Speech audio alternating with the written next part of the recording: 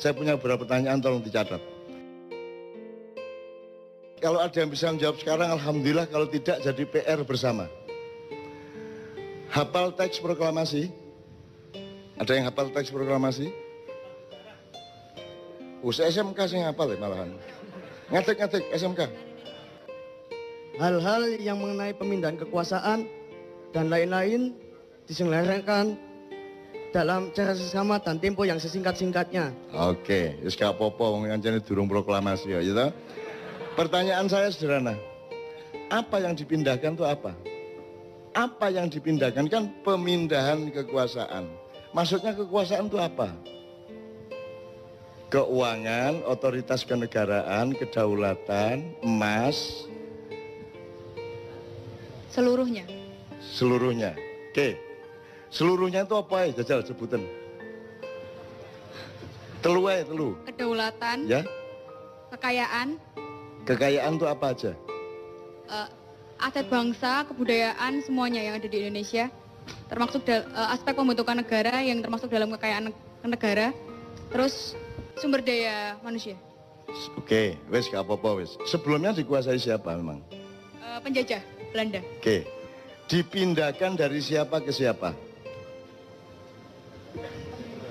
Pemindahan itu dilangsungkan dari siapa ke siapa? Dari konteks realnya dari Jepang ke Indonesia. Pernah terjadi. Kapan pemindahan itu dilakukan?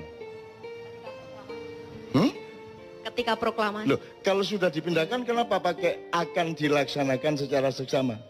Berarti belum dilaksanakan. Kan teksnya gitu.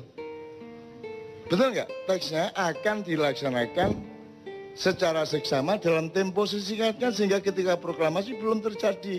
Kapan pemindahan itu terjadi? Kapan itu terjadi? Sopo nang sopo? Nggak harus dia bisa jawab sekarang. Itu takono presiden Musa iki yo gak iso jawab. Tenang aja. Gak masalah. Aku mek ngelingno kon niku duwe PR serius. Gak iso Indonesia bangkit nek kon gak ngerti bayimu iku ya apa. Ngono ya. Tak baleni. Dari siapa ke siapa tadi ada yang bilang? Dari Jepang ke Indonesia. Pernah terjadi? Pernah terjadi ini? Pernah terjadi? Serah terima pemindahan itu? Saya belum lahir, Cak Nur. Lah. Anek jawabannya ngono. Iya, tadi kon kok sholat ping 5.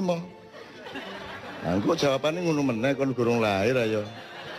Mbah Nun. Engko ya. Mbah Nun nun sewu. Kula nderek tukar pikiran nggih. Iya. Terus ketika Jepang datang ke Indonesia, Jepang menjanjikan akan membantu proses kemerdekaan Indonesia dari Belanda. Sebenarnya yang mau dipindahkan kedaulatan itu dari Belanda ke Indonesia. Jepang itu janjinya mau membantu. Makanya dibikin BPU PKI, Badan Persiapan dan seterusnya. Okay. BPU PKI pada saat itu dia belum bikin secara detail negara ini kayak apa. Sing dibikin BPU PKI filsafat kemerdekaan. Sing dimaksud merdeka itu ya apa? Sehingga akhirnya tersusunlah proklamasi. Belum mikir undang-undang, belum mikir dasar negara, belum mikir struktur kabinet. Sing dipikir waktu itu BPUKI filsafat merdeka. Merdeka itu ya apa? Lah, setelah proklamasi Pak Karno matur tenggene teksin niku mau hal-hal di proses secepatnya dengan seksama. Hal-hal yang dimaksud itu banyak sekali. Bahkan sampai hari ini belum terselesaikan. Jadi setelah Jepang selesai itu kan Jepang kena bom. Jepang wis putus asa katanya ninggalin Indonesia. Itu variabel. Maksud saya kamu tuh menjawab A dulu baru B. Ojo langsung kok ringkes kabeh. Jadi iku kedaden taga pemindahan itu. Pemindahan pemerintahan kedaden. Kapan? Terus di sidang PBB kan aslinya Indonesia kedaulatannya diakui. Ya, tapi pemindahannya dari siapa ke siapa? Dari Belanda. Apakah Belanda pernah mengakui bahwa dia menjajah Indonesia? Belanda nggak mau mengakui, di Lah iya. PBB Belanda nggak Jadi- mau mengakui. Jadi ada terjadi pemindahan tak gak? Kayak kon nyerano motor nang koncomu ngono lho. Ono tak gak? Terjadi apa tidak? Secara teknis tidak, Lah iya, tapi terus secara apa? Secara pengakuan internasional mengakui Indonesia merdeka. Ya. Aslinya Belanda dhewe iki ya gak Terus rela. gaya apa tek iku, Man? Gawe tek niku pertama menumbuhkan filsafat kemerdekaan ben rakyat niku percaya Indonesia wis merdeka rek. Saiki Indonesia merdeka. Oke. Ngono. Oke, begitu dengan ini saya menyatakan ya, Nggih. wis merdeka ta iku? Menurut pernyataan Pak Karno Wis merdeka. merdeka. Terus ono PR untuk memindahkan. Nggih. Nah, apa nih PR iku? Apa PR iku? Bukan kedaulatan, wis diproklamasikan kok ono PR, kok ono. Wis soal kedaulatan NKRI sudah beres dengan alinea pertama. PR yang belum selesai pada saat itu soal perusahaan-perusahaan Belanda, soal wilayah Ya, oke. negara Indonesia. Ya, Dan terakhir yang dipermasalahan Belanda, utang-utangnya Belanda kon nyauri Indonesia. ya. Saiki sudah dilaksanakan belum pemindahan itu? Secara teknis Belanda belum. Jadi gurung beres iki kemerdekaan. Gorong beres, nasionalisasi perusahaan-perusahaan sebenarnya Oke. belum beres. Jadi kon kok mantep urip Indonesia wong nikahe gurung beres kok. Wong iki apa akad nikahe gurung beres kok. Kok semua duwe anak sauno kae iku lho. Itu yang saya maksud itu ada yang belum beres sejak awal berdirinya NKRI. Kontroversi pendapatnya monggo ndak ada masalah ya, tapi ada yang belum beres dengan pemindahan kekuasaan. Nanti salah satunya tercermin pada pertanyaan berikutnya. Jadi ya, jadi ndak pernah terjadi toh itu. Tidak pernah terjadi. Haya wes. Jadi kon ojo meneh GBHN, ojo meneh Pancasila, ojo meneh aturan-aturan. Wong proklamasi lho gurung dilaksanakno. Ya tak gak? Nggih. Proklamasi lho gurung beres. Presidenmu kate 30 meneh. Nek akad nikahe gurung jelas, wis gak beres-beres. Makanya semua presiden yang ingin jadi presiden pahami dulu Indonesia ini siapa, urusannya gimana, yang PR-nya apa, yang belum beres apa, pahami dulu baru bagusi mencalonkan diri jadi presiden. Kita makan. Itu loh. Jadi aku setuju pendapatmu kabeh, tapi yang saya maksud adalah ayo didandani sik teko awal rek. Ngono lho. Wong iki gurung beres sejak awal kok. Ya oke. Misalnya pada pernyataan berikutnya nanti Anda benar-benar dicatat aja berikutnya. Ini tak pencoloti supaya nyambung dengan Anda. Siapakah pemilik sah tanah air? Tanah dan air Indonesia beserta isi dan kekayaannya sebelum 17 Agustus 45 dan sesudahnya. Siapa yang punya? Hakikatnya Indonesia yang punya Gusti Allah. Hakikatnya. Iya. Wassalamualaikum warahmatullahi wabarakatuh. Secara zahir sebelum kemerdekaan Indonesia dikapling sama Belanda. Berikutnya Jepang. Loh, Secara zahir, secara batin Indonesia iki melike Gusti Allah, wong adewe iki gelandangan gak duwe apa-apa asine nang Loh. kene. Terus secara sepihak nah, mengklaim ini loh miliknya dia. tanda bahwa kita betul-betul belum mengerti Indonesia. Sing jenenge milik itu kan saiki kan IMB, apa jenenge sertifikat. Ya, itu berlaku setelah kemerdekaan. Ada undang-undang tanah yang baru. Jelas ya? Sadurunge kemerdekaan iku dak sapa lemah. Iku misale saiki sing ndek Jogja wis sing digawe stasiun kereta. Ya. Ya tanahnya keraton. Nah, tanah keraton. Sing saiki sing tanah sak Indonesia iki dak sapa? Tanah sak Indonesia. Ojo ngomong Gusti Allah loh. Pada zaman Mojopahit ya secara kepemilikan milik kerajaan Mojopahit. Waktu dengan rakyatnya. Ya oke. Maka sebelum 45, sebelum 1745 dak sapa? Iku aku mek ngomong iku. Sebelum 45 Belanda mengklaim itu adalah wilayahnya. Kapan? Mana buktinya Belanda mengklaim? Karena Indonesia itu waktu itu Nggak ada faktanya Belanda ngeklaim. Oh. Nggak ada. Belanda tidak pernah menjajah Indonesia menurut Belanda. Nggih, Belanda nggih, itu datang sebagai pemborong, kontraktor. Dia kontraktor datang ke sultan atau raja, Nggih. tergantung tempatnya. Pak, saya bikinkan jembatan. Pak, saya bikinkan jalan. Saya bisa bikinkan pertanian. Pembagian pendapatannya segini sama segini. Jadi mengontrak dia menurut mereka. Mereka tidak pernah menjajah kita. Gitu loh. Nah, miliknya siapa? Kontrak itu dengan siapa?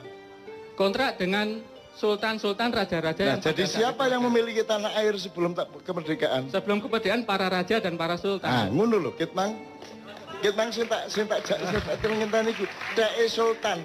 Oke? Nggih. Sak Indonesia iki dheke sultan dan raja-raja, jumlahnya kira-kira pira sultan dan raja? Mboten paham kula jumlahnya. Loh, berarti gak jelas iki. Loh, wong kon iki saiki tanah sak meter iso paten-paten karo tanggamu kok. Nggih. Ya tak gak? Apa meneh tanah sak dari Sabang sampai Merauke gak jelas urusane, terus kon gawe Indonesia kayak ini kok iya padahal gak jelas urusane. Itu loh yang saya maksud. Oke? Jadi tanah itu milik raja dan sultan. Oke? Yes, tit. Terus merdeka. Terus tak siapa mari merdeka? Negara Republik. Milik negara. Milik negara. Upama kon raja gelem tak gak kon? Nggih, kula nyuwun perjanjian tertulis. Ono tak gak perjanjiane? Ndak ada. Ah. Iki lho. Nggih. Jadi gelem ta kon duwe lemah sak pulau misalnya Ternate tidure, sak pulau iku wekmu. Terus moro-moro Indonesia merdeka. Terus moro-moro duduk tekmu. Gelem ta sultan? Moro-moro duduk dheke. Gelem ta? Nggih, ndak mau. Lah iya. Harus ada perjanjian. Nah, terus ada ndak perjanjiannya? Faktanya ndak ada. Ndak ada. Berarti beres ndak masalah Indonesia ini? Beres ndak? Belum beres. Jadi halal ndak Indonesia ini? Aku mek kepengin ngandani kon gak iso beresi masalah iki, ganti presidene dukno teko langit sapi itu padha ae. Nek kon gak iso beresi masalah iku mulane aku yang dipindahkan apa saja, yang berupa dolar berapa, yang berupa emas berapa ribu ton. Ya, yang berupa tanah berapa, yang berupa tambang berapa, perjanjiannya gimana. Setelah tanah sebelumnya milik sultan dan raja tiba-tiba menjadi milik negara, mosok gelem harus ada transformasi land reform. Betul enggak? Ada enggak? Land reform pada waktu itu nggak menyangkut perjanjian antara raja penguasa wilayah dengan presiden. Kok tidak?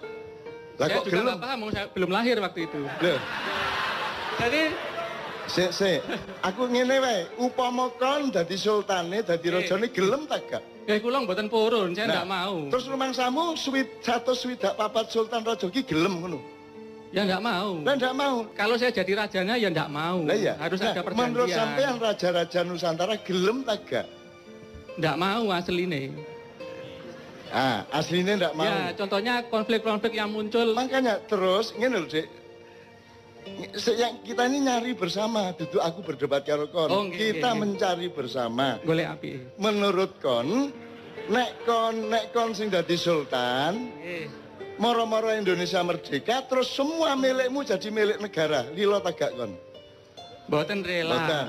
Kan jadi harus ada perundingan iki ya apa transformasi hak tanahnya bagaimana kan gitu. Nggih. Ada ndak? Nggak ada. Ndak ada. Berarti halal ndak ini sekarang? Saya bukan MUI yang memutuskan halal haram. Saya nggak berani jawab.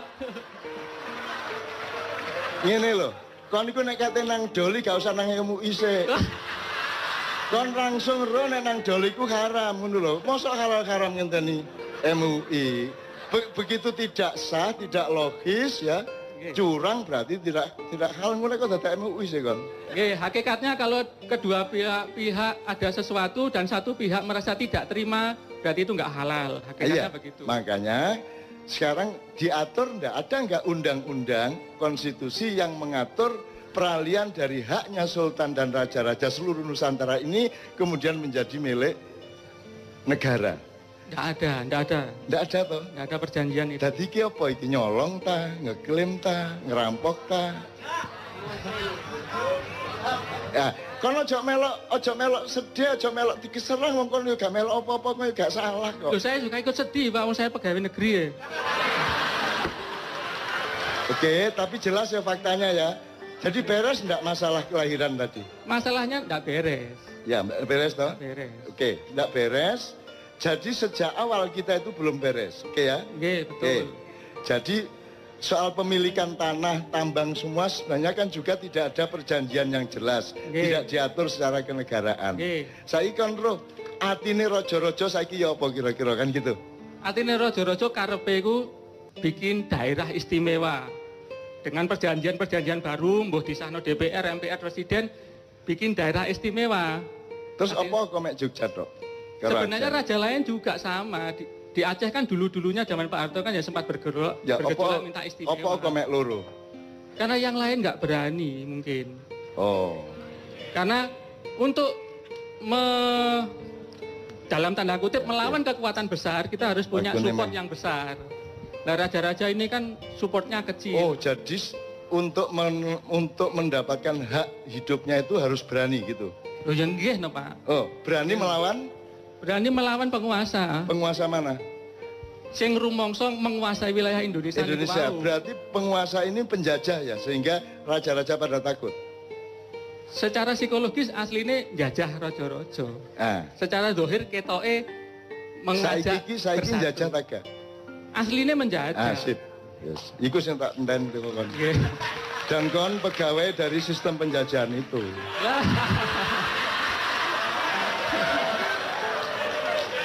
Saya nggak nyalain siapa-siapa, aku mek kepingin awakmu rek nek kate dadi pemimpin, iki PR loh ya, iki temenan loh iki. Meskipun mungkin gak iso jawab temenan ya gak masalah, tapi ojo dianggap gak ono. Ojo wong loro ati terus anggap gak loro ati, ada PR-PR besar. Ya tak terusin ya supaya lengkap, pertanyaannya 2 lagi paling. Tadi pemilik sah tanah air Indonesia sebelum dan sudah kemerdekaan. Sekarang nomor 3. Apa muatan substansial UUD baik 45 maupun 2002 amandemen ya tentang pemilahan antara negara dan pemerintah? Terus ngeten, aslinya pemerintah niku karyawan ini negara aslinya pemerintah niku. Karyawan. Nggih, terus karyawan pemerintah apa karyawan negara? Pemerintah niku kan ngeten, paribasane negara niku rumah tangga. Oke, sopo kepala rumah tangga nih? Bapake. Loh, sopo? Oh, yang pemilik rumahnya. Saya nih ngomong Indonesia. Oh, Indonesia ini punya rumah tangga. Indonesia secara hakikatnya belum punya kepala negara. Kenapa tidak punya? Mergo di Undang-Undang Dasar itu sebenarnya rancu antara negara dan pemerintahan. Rancu. Berarti undang-undangmu itu bener tak gak? Kalau izin aku mek kepingin ngomong apa anane. Undang-undang dasarmu mengatakan bahwa presiden adalah kepala negara. Padahal yang kita butuhkan ada kepala negara dan ada kepala pemerintahan. ASN itu aparat sipil negara, bukan aparat sipil pemerintah. BUMN ini jenenge BUMN duduk BUMP. Tapi BUMN taat kepada pemerintah, bener enggak? Secara negara kok taat nang pemerintah, pemerintah taat nang negara. Jadi negara mi kualik tak gak ndase karo sikile. Kalau isin nglakoni asli ya kualik. Lah iya. Sak kualik-kualike wong arek-arek gak melok nyambut gawe ndek kantor-kantor ke pemerintah, awakmu sing nyambut gawe ndek kono ya. Ngono ya, gak apa-apa wis. Jadi Anda sendiri sebenarnya tidak setuju pada undang-undang itu. Betul enggak? Nggih, dados ngeten asline kula sejak mahasiswa mbiyen nggih mboten setuju. Wis. Saking garise nasib kok moro-moro dadi ngono lho. Jadi sekarang Anda punya pendapat sebagai intelektual, nek barang itu jelas salah dan menciptakan bencana-bencana politik, kira-kira perlu dirubah tak gak? Jadi salah satu PR Anda adalah membenahi kembali dasar konstitusi, filosofi, sistem kita bernegara. Memang sejak awal kita ini celaka karena tidak ada pemilihan antara negara dan pemerintah.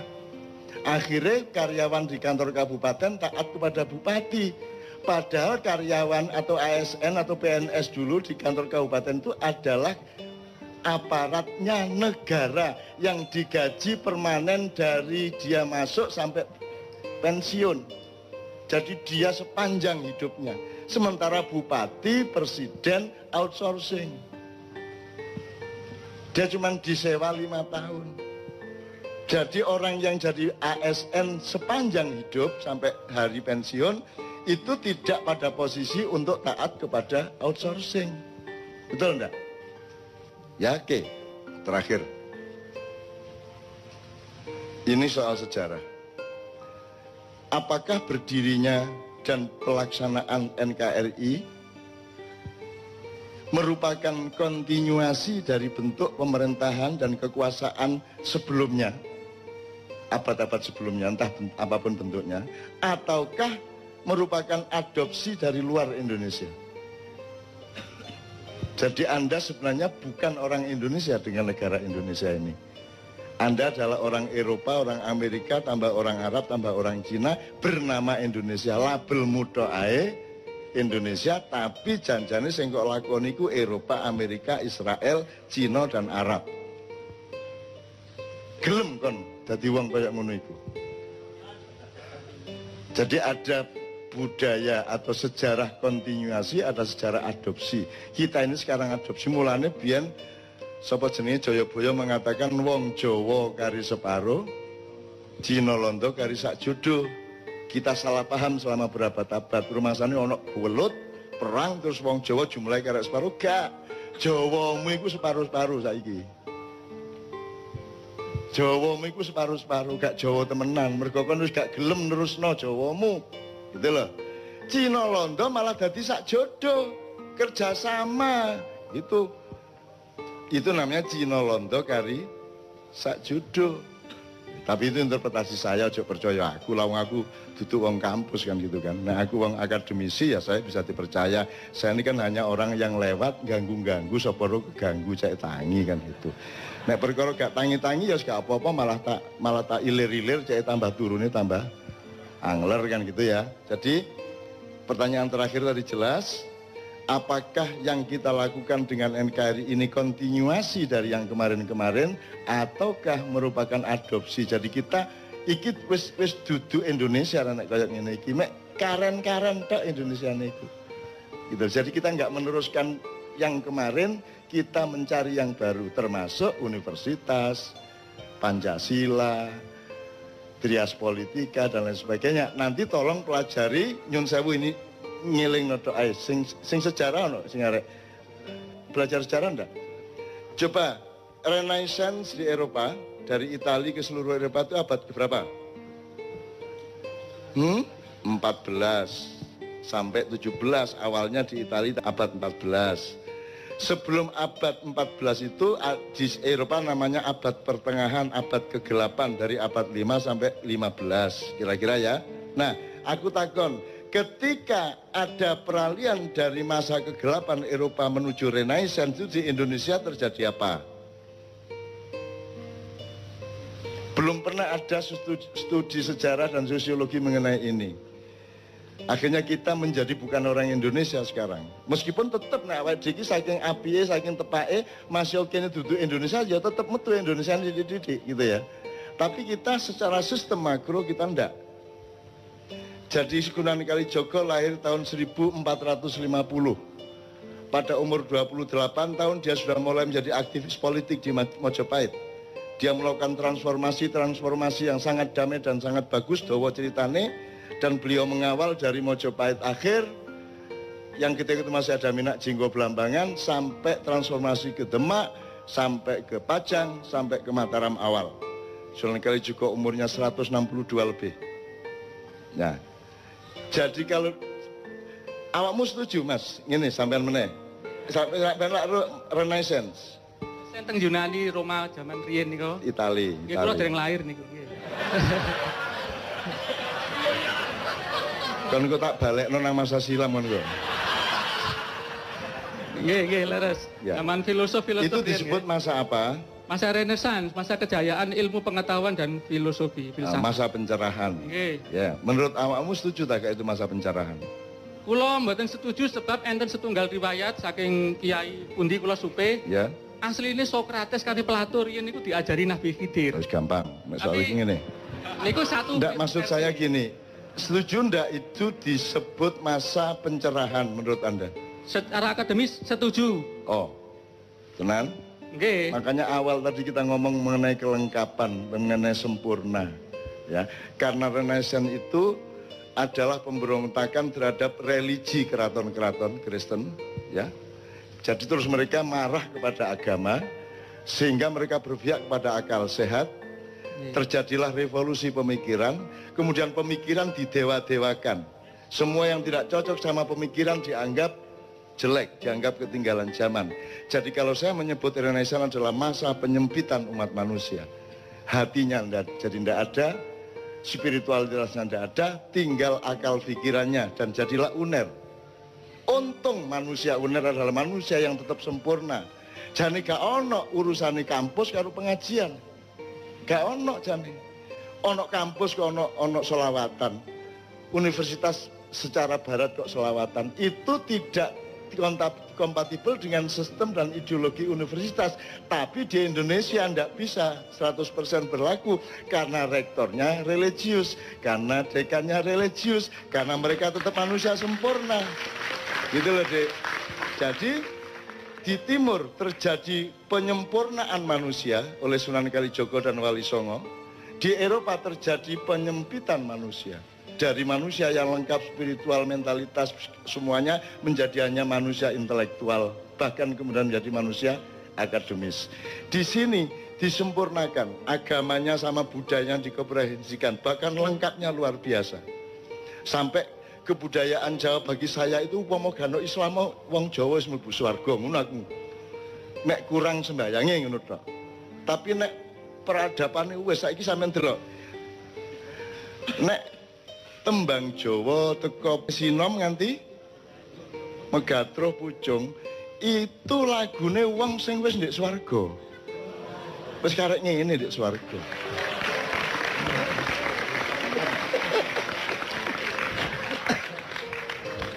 Kon gak iso mbuktekno nek iku salah. Masih aku gak iso mbuktekno nek iku bener. Tapi sing penting lak kon gak iso mbuktekno nek iku salah. Oh iya, ngono lho ya Mas ya. Oke, jadi sekarang mudah-mudahan Pak ini anak-anak ini kita harapkan bener loh mereka ini. Mereka nanti jadi pemimpin mulai 2025 ke atas. Anda urus Indonesia ini bener-bener ya. Anda urus Indonesia bener-bener. Gitu loh Dek. Oke, tepuk tangan untuk cinta masa depan Indonesia.